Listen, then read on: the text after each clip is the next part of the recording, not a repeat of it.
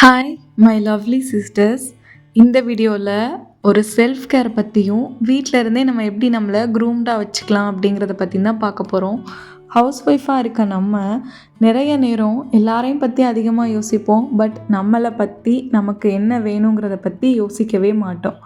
ஆனால் என்னைக்காவது நம்ம எப்படி இருந்தோம், நம்மளோட ஸ்கூல் டேஸ், காலேஜ் டேஸ், இந்த மாதிரி நம்மளோட டீனேஜில் நம்ம எப்படி இருந்தோன்னு கொஞ்சம் நினச்சி பார்த்தா கூட நமக்கு ஏதோ ஒரு கில்ட் மனசில் வந்து போகும். ஏன் இப்போ நான் அப்படி இல்லை அப்படின்னு தோணும். நிறைய வெயிட் போட்ட மாதிரி ஒரு ஃபீல் இருக்கும். இன்னும் நிறைய ஃபீல் சொல்லவே முடியாத அளவுக்கு நம்மளோட உடம்பை பற்றி நமக்கு இருக்கும். பட் அதுக்கான டைம் நம்ம கொடுக்குறோம் அப்படின்னா கிடையாது. இந்த வீடியோவில் அதுக்காக தான் நான் ஒரு 10 to 15 டிப்ஸ் உங்கள் கூட ஷேர் பண்ணியிருக்கேன்.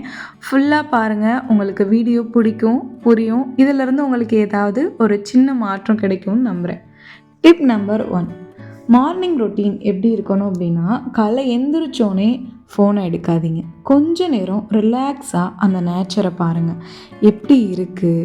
அதை சுற்றி பார்க்கும்போது ஒரு பறவை பறக்கிறதா இருக்கட்டும், ஒரு மரம் அசைகிறதா இருக்கட்டும், இது எல்லாமே அந்த காலையில் நம்ம பார்க்கும்போது நம்மளை ஒரு அமைதியான மனநிலைக்கு கொண்டுட்டு போகும். அது நமக்கு ஒரு அமைதியை, ஒரு நிசப்தத்தை வந்து நமக்கு கொடுக்கும். அது ரொம்பவே நம்ம அந்த நாளை ஃபுல்லாக எனர்ஜெட்டிக்காக கொண்டு போகிறதுக்கு ஹெல்ப் பண்ணும். இதுக்கு மாற்றமாக காலை எந்திரிச்சோடனே அந்த சோஷியல் மீடியாவை ஓப்பன் பண்ணி இது யார் பிரச்சனை, பிக் பாஸில் என்ன பிரச்சனைன்னு சொல்லி எல்லாத்தையும் பார்க்கும்போது எந்திரிக்கும் போதே ஸ்ட்ரெஸ்ஸோடு ஆரம்பிக்கும். அப்படி இல்லாமல் இந்த மாதிரி பீஸ்ஃபுல்லாக மார்னிங்கை கொண்டுட்டு போங்க. இதையெல்லாம் அனுபவிக்கணும்னா என்ன பண்ணணும்? சீக்கிரமாக எந்திரிக்கணும். அடுத்த டிப், வேக்கப் இயர்லி. நீங்கள் சீக்கிரமாக எந்திரிக்கிறது மூலியமாக தான் நீங்கள் இது எல்லாத்தையுமே அனுபவிக்க முடியும்.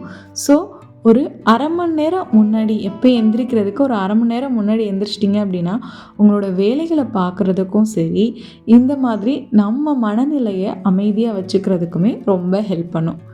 நெக்ஸ்ட்டு, வாட்டர் கேனை ஃபில் பண்ணிடுங்க காலையில் சமைக்கிறதுக்கு முன்னாடியே. ஏன் சமைக்கிறதுக்கு முன்னாடியே ஃபில் பண்ணுங்கன்னு சொல்கிறேன்னா, நம்ம சமைச்சிட்ருக்கும்போது நமக்கு தாகம் அடித்தா கூட அந்த தண்ணி குடிக்கிறதுக்கு அலுப்பு பட்டுட்டு நம்ம தண்ணியே குடிக்க மாட்டோம். அது நமக்கு நிறைய ஹெல்த் இஷ்யூஸை வந்து கொண்டுட்டு வரும். ஸோ இந்த மாதிரி வாட்டர் கேனில் காலையிலே ஃபில் பண்ணி வைக்கும்போது, நம்ம சமைக்கும்போது, வீட்டை சுத்தம் பண்ணும் போதுன்னு சொல்லி எல்லா நேரமுமே இந்த வாட்டர் கேனை நம்ம கூட எடுத்துக்குவோம்.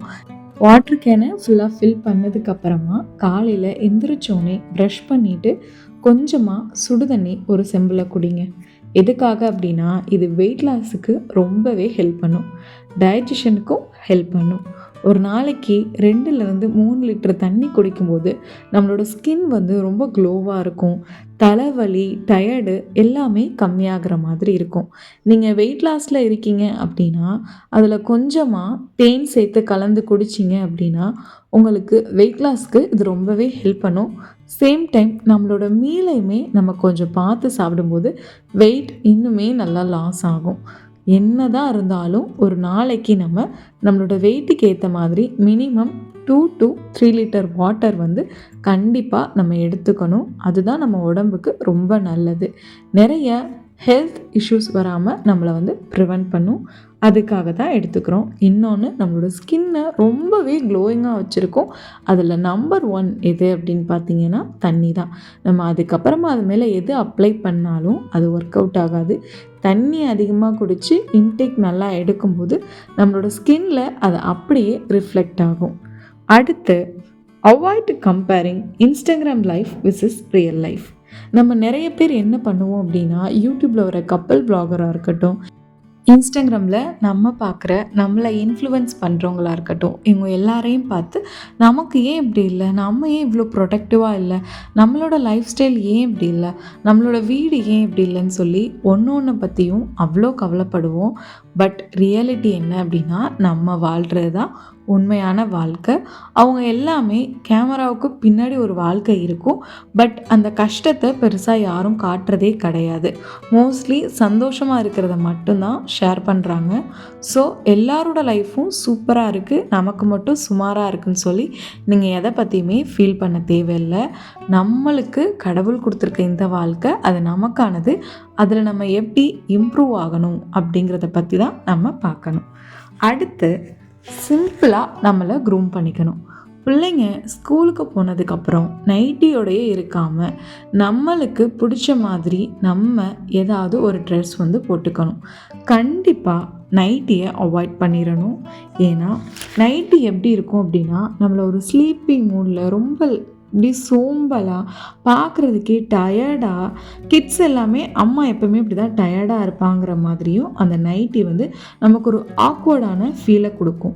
நைட்டி போட்டிருக்கும்போது நமக்கு ஒரு சிக்கான ஏதோ ஒரு மாதிரி இருக்க மாதிரி இருக்கும். வெயிட் போட்டால் கூட நமக்கு அந்த நைட்டியில் தெரியாது. ஸோ கண்டிப்பாக நீங்கள் நைட்டி வந்து அவாய்ட் பண்ணிடுங்க. நெக்ஸ்ட்டு, ட்ரெஸ் அப் நீட்லி. எப்படி நீட்டான ட்ரெஸ்ஸை வீட்டில் போட்டிருக்கலாம், சேம் டைம் நமக்கு கம்ஃபர்டபுளாகவும் இருக்கும் அப்படின்னு பார்க்கலாமா? நைட்டிக்கு பதிலாக என்னென்ன ஆல்டர்னேட்டிவாக போடலாம் அப்படின்னா, இந்த மாதிரி ஸ்கர்ட்டு டாப்பை போடலாம். நான் மோஸ்ட்லி இந்த மாதிரி தான் யூஸ் பண்ணுவேன். இந்த ஸ்கர்ட்டை நீங்கள் பார்க்கலாம், நம்ம சின்ன பிள்ளைலாம் நமக்கு இந்த மாதிரி தான் வாங்கி கொடுத்துருப்பாங்க. ஆனால் கல்யாணத்துக்கு அப்புறம் இதெல்லாம் போடுறதுக்கே நம்ம ரொம்ப யோசிக்கிறோம். ஏன்னா நமக்கு பெல்லி ஃபேட் இருக்குது, அது இதுன்னு சொல்லிட்டு. இந்த மாதிரி ட்ரெஸ்ஸஸ் நம்ம போடும்போது தான் நம்மக்கிட்ட எங்கே ஃபேட் இருக்குங்கிறதே நமக்கு தெரியும். அதை குறைக்கணுங்கிற ஒரு எண்ணமும் வரும். எப்பயுமே நைட்டியில் கம்ஃபர்ட்டாக இருக்கும்போது நமக்கு வெயிட் ஏறினா கூட தெரியாது. ஸோ வீட்லேயும் போட்டிருக்கும்போது நீட்டாக இருக்கணும், சேம் டைம் நமக்கும் கம்ஃபர்டபுளாக இருக்கணும்னா இந்த மாதிரி skirt and top, long maxi, palazzo pants இதெல்லாம் வந்து ரொம்பவே கம்ஃபர்டபுளாக இருக்கும். சேம் டைம் காஸ்ட்டுமே ரொம்ப அஃபர்டபுளாக இருக்கும். இப்போ நீங்கள் பார்த்துட்ருக்க இந்த பலாசோ எல்லாமே ஃப்ளிப்கார்ட்டில் buy one get one free, 5 pieces வெறும் 450 இந்த மாதிரி ஆஃபரில் எல்லாமே இருக்குது. இது கூட நீங்கள் இந்த மாதிரி ஜஸ்ட்டு சிம்பிளான ஒரு டாப் போட்டு மேட்ச் பண்ணாலே பார்க்குறதுக்கு ரொம்ப நீட்டாக இருக்கும். நைட்டியே போடாதீங்கன்னு நான் சொல்லலை. சிக்காக இருக்க டயத்தில் முடியல, வேறு ஆப்ஷனே இல்லை, டெலிவரி ஆகிருக்குன்னா நீங்கள் போட்டுக்கலாம். பட் நார்மலாக இருக்கும், வீட்டில் இருக்கோங்கிற போது இந்த மாதிரி palazzo pant, rayon kurti, maxi, ஸ்கர்ட்டுன்னு சொல்லி நம்மளை கொஞ்சம் க்ரூம்டாக வச்சுருக்கும்போது அது பார்க்குறதுக்கு நல்லாயிருக்கும். அடுத்து ஹேர் கேர். ஹேர் கேரை பொறுத்த அளவுக்கு மோஸ்ட்லி ஜெனட்டிக்காக தான் இருக்கும் ஹேர் வந்து எப்பயுமே. அதையும் தாண்டி நம்ம ஒரு சின்ன சின்ன கேர் கொடுக்கும்போது அது இன்னும் கொஞ்சம் நாள் நல்ல லைஃப் இருக்கும், நமக்கு அந்த டென்சிட்டி வந்து குறையாமல் இருக்கும். அதுக்கு ஹேர் ஆயில் அப்படின்னு எடுத்துட்டிங்கன்னா நான் ரொம்பலாம் பெருசாக எதுவும் பண்ண மாட்டேன். சின்னதாக குளிக்க போகிறதுக்கு முன்னாடி நாளே கொஞ்சமாக ஒரு சின்ன வெங்காயம், அது கூட கருவேப்பிலை போட்டு தேங்காய் எண்ணெயை ஊற்றிட்டு நல்லா சிம்மில் வச்சுட்டு அதை கொதிக்க வச்சு தலையில் அப்படியே மசாஜ் பண்ணிவிட்டு நெக்ஸ்ட் டே வாஷ் பண்ணுவேன். சீப்பு எடுத்துட்டிங்க அப்படின்னா யாரோட சீப்பையுமே வீட்டில் யாருமே யூஸ் பண்ணக்கூடாது. ஒருத்தவங்களுக்கு டேண்ட்ரஃப் இருந்தால் கூட இன்னொருத்தவங்களுக்கு அப்படியே ஒட்டிக்கும். அடுத்து அந்த சீப்பு வந்து ரொம்ப ஹார்ஷாக இருக்க மாதிரி யூஸ் பண்ணாமல் இந்த மாதிரி மரத்தால் ஆன சீப்பை நீங்கள் வந்து யூஸ் பண்ணும்போது அது உங்களுக்கு வந்து அந்த ஹேரை வந்து ரொம்ப பிரேக் பண்ணாமல் இருக்கும். சேம் டைம் இன்டேக்லேயுமே நீங்கள் வந்து நிறைய நெல்லிக்காய், கருவேப்பிலை இதெல்லாம் எடுத்துக்கணும். அடுத்து ஸ்கின் கேர். ஸ்கின் கேரை பொறுத்த அளவுக்கு நீங்கள் என்ன பண்ணணும் அப்படின்னா, நல்ல முகத்தை கழுவிக்கோங்க. நமக்கு ஒரு 25லேருந்து 30, ஒரு 30லேருந்து 40க்குள்ளே ஆகும்போது ஸ்கின் வந்து நல்லா டேமேஜ் ஆக ஸ்டார்ட் ஆகும். ப்ரிவென்ட் பண்ணணும் அப்படின்னா கண்டிப்பாக நம்ம பேசிக்காக யூஸ் பண்ணுற ஏதாவது க்ரீம்ஸ் வந்து யூஸ் பண்ணி தான் ஆகணும். நான் வந்து மாய்ஸ்சரைசரும் லிப் பாம் மட்டும்தான் யூஸ் பண்ணுறேன். வேறு இந்த டோனர் இதெல்லாம் எதுவும் யூஸ் பண்ணல. சாதாரணமாக குளிச்சுட்டு வந்ததுக்கப்புறமா இந்த மாய்ஸ்சரைசரும் லிப் பாமும் அப்ளை பண்ணிக்குவேன். ஏன்னா வின்டர் சீசனுங்கிறனால நம்ம வந்து எதுவுமே பண்ணலைன்னா பயங்கரமாக ஸ்கின் வந்து வெடிக்கும். ஸோ சிம்பிளாக நீங்கள் 7-8 ஸ்டெப்லாம் ஃபாலோ பண்ணாமல் நார்மலாக சிம்பிளாக இருக்க மாதிரி உங்கள் ஸ்கின்னுக்கு ஏற்ற மாதிரி ஸ்டெப்ஸ் வந்து நீங்கள் ஃபாலோ பண்ணுங்கள். இல்லை உங்களோட ரொம்ப அலர்ஜிக் இருக்குன்னா கண்டிப்பாக ஒரு டாக்டரை கன்சல்ட் பண்ணி நீங்கள் ஏதாவது ஒரு க்ரீம்ஸ் வந்து யூஸ் பண்ணுங்கள். ஹோம்மேடாக முகத்துக்கு ஏதாவது ஃபேஸ் பேக் இந்த மாதிரி நீங்கள் வந்து போட்டுக்கலாம். Next nail cleaning plus hand care. Nail கிளீனிங்கை பொறுத்தளவுக்கு நெயில் வந்து எவ்வளோ க்ளீனாக இருக்கோ அந்த அளவுக்கு நமக்கு நிறையா வயிற்றுக்குள்ளே பிரச்சனை வராது. ஏன்னு பார்த்தோன்னா நம்ம நெயிலை பெருசாக வளர்த்து அதில் எந்த அளவுக்கு அழுக்கு இருக்கோ அதை நம்ம சாப்பிடும்போது உள்ளே போய்கிட்டே இருக்கும். நம்ம வயிற்றில் நிறைய கிருமியையுமே அது உருவாக்கும். அடுத்து கையில் இந்த இடத்த நம்ம ரொம்பவே மறந்துடுவோம். அதிகமாக ஜாமான் கழுவுறது, துணி துவைக்கிறதுன்னு அந்த இடத்துக்கு தான் நிறைய வேலை இருக்கும். இந்த இடத்துல இருக்க ஸ்கின்னுமே நமக்கு நிறைய சோப்பு தூளெல்லாம் பட்டு டேமேஜ் ஆகும். ஸோ எப்போவுமே ஒரு மாய்ஸ்சரைசர் இல்லாட்டி தேங்காய் எண்ணெய் எப்போயுமே தடவிக்கோங்க. Next use perfumes. வீட்டில் இருக்க எனக்கு எதுக்கு பர்ஃப்யூம்னு நினைக்கிறீங்களா? குக்கிங் க்ளீனிங்னு சொல்லி குழந்தைங்கள பார்த்துக்கிறதுன்னு ஃபுல் டே டயர்டாக இருப்போம். கிச்சனில் இருக்க எல்லா பொடியோட ஸ்மெல்லுமே நம்ம மேலே தான் இருக்கும். சேம் டைம் ஸ்வெட் ஸ்மெல்லுமே இருக்கும். கொஞ்சம் நல்லா குளிச்சுட்டு லைட்டாக பர்ஃப்யூம் போட்டு ஒரு நல்ல ஃப்ரேக்ரன்ஸாக இருக்கும்போது நம்மளோட மனசுமே ரொம்ப ரிலாக்ஸிங்காக இருக்க மாதிரி இருக்கும். அப்படி எப்போவுமே பர்ஃப்யூம் யூஸ் பண்ண பிடிக்காது அப்படின்னா ரொம்ப மைல்டான பர்ஃப்யூம்ஸாக யூஸ் பண்ணுங்கள். இப்போ லாஸ்ட்டாக நான் அந்த காட்டுறேன் இல்லையா, இது வந்து ரொம்பவே பாக்கெட் ஃப்ரெண்ட்லியாக இருக்கும். சேம் டைம் நீங்கள் எங்கே போனாலுமே இதை ஈஸியாக கேரி பண்ணி எடுத்துகிட்டு போயிடலாம். எதுக்குடா வீட்டில் இருக்க எனக்கு பர்ஃப்யூம்னு நினைக்காதீங்க. நமக்காக நம்மளை ரொம்பவே நல்லா பார்த்துக்கணும்னு நான் நினைக்கிறேன். ஸோ கண்டிப்பாக இது உங்களுக்கும் புரியும். அதனால் வீட்டில் இருக்கும்போது கொஞ்சம் பர்ஃப்யூம் போட்டு ஒரு குட் ஸ்மெல்லோடு இருந்தால் நல்லாயிருக்கும். Next daily cleaning routine. நம்ம எல்லா வேலையும் பெண்டிங் போடாமல் அப்பப்போ பண்ணுறது மூலியமாக நமக்கு நிறைய ஸ்ட்ரெஸ் வந்து குறையும். எத்தனை மணி ஆனாலும் அந்த வேலையை நம்ம தான் பார்க்கணும், வேறு ஆப்ஷன் கிடையாது. அதனால் அப்பப்போ வேலையை பெண்டிங் போடாமல் பார்க்குறது மூலியமாக நம்ம ரொம்பவே ரிலாக்ஸிங்காக இருக்கலாம். நம்ம வீட்டுக்கு யாராவது வந்துடுவாங்களோங்கிற கவலையே தேவையில்லை. ஒன்றும் இல்லை, அப்பப்போ வேலையை அப்பப்போ முடிச்சிட்டோம் அப்படின்னா அந்த வேலை பெண்டிங்கில் போகாது. சேம் டைம் நமக்கும் அடுத்த வேலை பார்க்குறது ஈஸியாக இருக்கும். க்ளீன் பண்ண சம்டைம் நமக்கு மூடே இல்லாமல் இருக்கும். அப்போ ஏதாவது ஒரு க்ளீனிங் ரிலேட்டட் மோட்டிவேஷனான வீடியோ பாருங்கள், உங்களுக்கு வேலை பார்க்கணுன்னு தோணும். Next financial independence. நம்ம எவ்வளோ தான் வீட்டு வேலை பார்த்தாலும் நமக்கான அப்ரிஷியேஷன் வந்து இங்கே அதிகமாக கிடைக்காது. நம்ம ஒரு நைட்டி வாங்கணும், ஒரு குர்த்தி வாங்கணும், ஏதாவது சின்னதாக நம்ம பேரண்ட்ஸ்க்கு வாங்கி கொடுக்கணும்னு நினச்சாலுமே அதிகாரமாக நம்ம ஹஸ்பண்ட் கிட்ட போய் கேட்க முடியாது. நிறைய பேருக்கு அமைஞ்சிருக்கலாம், பட் மோஸ்ட்லி அது நடக்காது. ஒரு சின்ன நெருடல் நம்ம மனசில் இருந்துகிட்டே இருக்கும். அதனால நமக்குன்னு ஏதாவது ஒரு வருமானத்தை நம்ம உருவாக்கிக்கணும். அது சின்னதோ பெருசோ, சின்னதாக ஸ்டார்ட் பண்ணால் கூட ஓகே தான். நானுமே ஸ்டார்டிங்கில் ரீசெல்லிங் தான் பண்ணிகிட்டு இருந்தேன். அப்புறமா கொஞ்சம் கொஞ்சமாக ஸ்டாக் எடுத்து இந்த மாதிரி சேல் பண்ண ஸ்டார்ட் பண்ணேன். இப்போ இந்த காட்டன் ஷால்ஸ் எல்லாமே சேல் பண்ணிகிட்ருக்கேன். இதில் எனக்கு கிடைக்கிற ப்ராஃபிட் ரொம்ப கம்மி தான். பட் என்னால் அந்த சின்ன சின்ன காசை சேர்த்து எனக்கு, என் பிள்ளைங்களுக்குன்னு சொல்லி யார்கிட்டையும் கேட்காம எனக்கான தேவைகளை பூர்த்தி செஞ்சுக்க முடியுது. இன்க்ளூடிங் ஒரு ரீசார்ஜாக கூட இருக்கலாம். அடுத்து கனெக்ட் வித் காட். எதுக்காக நம்ம கடவுளோட ஒரு கனெக்ஷன் வச்சுக்கணும் அப்படின்னா, இந்த மனிதர்களுக்கு எல்லாத்துக்கும் அப்பாற்பட்டு நம்ம எல்லாத்தையும் திறந்து ஒருத்தவங்ககிட்ட சொல்லணும் அப்படின்னா அது கடவுள்கிட்ட தான். எல்லா மனுஷங்க கூடயுமே ஏதாவது ஒரு மறைவான விஷயம் இருக்கும். அதை எல்லாத்தையுமே நம்ம கடவுள்கிட்ட தான் சொல்லணும்.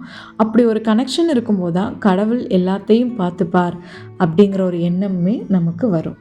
பிகாஸ் நம்ம மைண்டும் ரிலாக்ஸாக இருக்கணும்னா கண்டிப்பாக நம்ம கடவுளோட ஒரு கனெக்ட் வந்து வச்சுக்கணும். Next reading books. எல்லா வீடியோலையும் நீங்கள் பார்க்கலாம். மோஸ்ட்லி மோட்டிவேட் பண்ணுறவங்களா இருக்கட்டும், இல்லை லைஃப்பில் முன்னுக்கு வந்தவங்களா இருக்கட்டும், எல்லாருமே புக்ஸ் படிங்கன்னு சொல்லுவாங்க.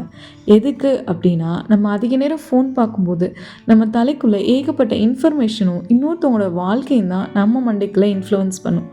அதே புக்ஸுன்னு எடுத்துக்கிட்டிங்கன்னா, நம்ம நிகழ்காலத்தில் என்ன பண்ணிகிட்ருக்கோம், கடந்த காலத்தில் என்னெல்லாம் தப்பு பண்ணோம், அதை எப்படி எதிர்காலத்தில் பண்ணாமல் அதிலிருந்து தப்பிக்கலாம் அப்படின்னு ஏகப்பட்ட விஷயத்தை வெறும் 2 வரியில் அழகாக எடுத்து சொல்கிறது தான் புத்தகம். நம்ம முன்னாடிலாம் இந்த வாசிப்பு பழக்கம் எல்லார்கிட்டேயுமே இருந்துச்சு. இப்போ அதிகமாக குறைஞ்சிருச்சு. உங்களுக்கு ரிலேட் ஆன மாதிரி, உங்கள் வைபுக்கு ஏற்ற மாதிரி புக்ஸை படிங்க. ரொம்ப பழமையான புக்கை படிக்கும்போது நமக்கு ரொம்ப சில நேரத்தில் இது நம்மளோட கனெக்ட் ஆகாத மாதிரி இருக்கும். ஸோ உங்களுக்கு எந்த மாதிரி புக்கு கனெக்ட் ஆகுதோ அந்த மாதிரி புத்தகங்களை நீங்கள் வாசிக்க பழகுங்க. ஒரு நாளைக்கு ஜஸ்ட் ஒரு 5 நிமிஷம் வாசித்தா கூட போதும். அதை உங்கள் பிள்ளைங்க கிட்ட ஷேர் பண்ணிக்கோங்க. ஏன்னா நம்ம வெறுமனை படித்து வச்சுருக்கும் போது அதில் பெருசாக இன்ட்ரெஸ்ட் இருக்காது. அதை ஒரு கதையாக உருவாக்கி நம்ம பிள்ளைங்களுக்கோ இல்லை யார்ட்டையாவது சொல்லும்போது அதில் கிடைக்கிற சந்தோஷமே தனிதான் இல்லையா? நான் ரொம்ப நாளாகவே இந்த குழந்தைங்களை பற்றின புத்தகத்தை படிச்சுட்ருக்கேன். இதிலேருந்து நிறையா எடுத்துக்கவும் செஞ்சுருக்கேன். ஆனால் இன்னும் ஃபுல்லாக முடிக்கலை. ஏன்னா நானும் ஒரு நாளைக்கு 1 மணி நேரம் 2 மணி நேரம் படிக்கிற ஆள்லாம் கிடையாது. ஜஸ்ட்டு ஒரு 15 to 20 நிமிஷம் அவ்வளோதான். படிச்சுட்டு என் பிள்ளைங்கிட்ட இதை பற்றி சொல்லுவேன், அவங்களுக்கு புரிகிற மாதிரி. அதனால எங்களுக்குள்ளே இருக்க பாண்டுமே நல்லா சூப்பராக இருக்குது. சேம் டைம் என் பிள்ளைங்க கூட ஏதோ ஒரு குவாலிட்டியான டைம் ஸ்பெண்ட் பண்ணேன். குழந்தைங்க கிட்ட நம்ம இந்த மாதிரி புத்தகங்களை பற்றி சொல்லும்போது அவங்களுடைய கற்பனை திறன் மேம்படும் நான் நினைக்கிறேன். ஏன்னா நம்மக்கிட்ட யாராவது ஒருத்தவங்க கதை சொல்லும்போது நம்ம மைண்டில் இமேஜினேஷன் பண்ணி பார்ப்போம் அந்த இடத்த. அதே மாதிரி தான் குழந்தைங்களும் அதிகமாக ஃபோன் பார்க்கும்போது இந்த மாதிரி கற்பனை திறனே அவங்ககிட்ட அந்த க்ரியேட்டிவ் மைண்ட் செட்டுன்னு சொல்லுவாங்கள்ல, அது இல்லாமலே போயிடும். இதுவே நம்ம இந்த மாதிரிலாம் சொல்லி கொடுக்கும்போது அதிகமான கற்பனை திறன் அதிகரிக்கும். நான் ஃபாலோ பண்ணுற எல்லா டிப்ஸையுமே உங்கள் கூட ஷேர் பண்ணியிருக்கேன். நீங்கள் இதில் ஒன்று ஃபாலோ பண்ணால் கூட என் கூட கமெண்ட்டில் ஷேர் பண்ணிக்கோங்க. இந்த வீடியோ பிடிச்சிருந்துச்சி அப்படின்னா சப்ஸ்கிரைப் பண்ணி, லைக் பண்ணி, ஹைப் பண்ணி சப்போர்ட் பண்ணுங்கள். அஸ்ஸலாமு அலைக்கும்.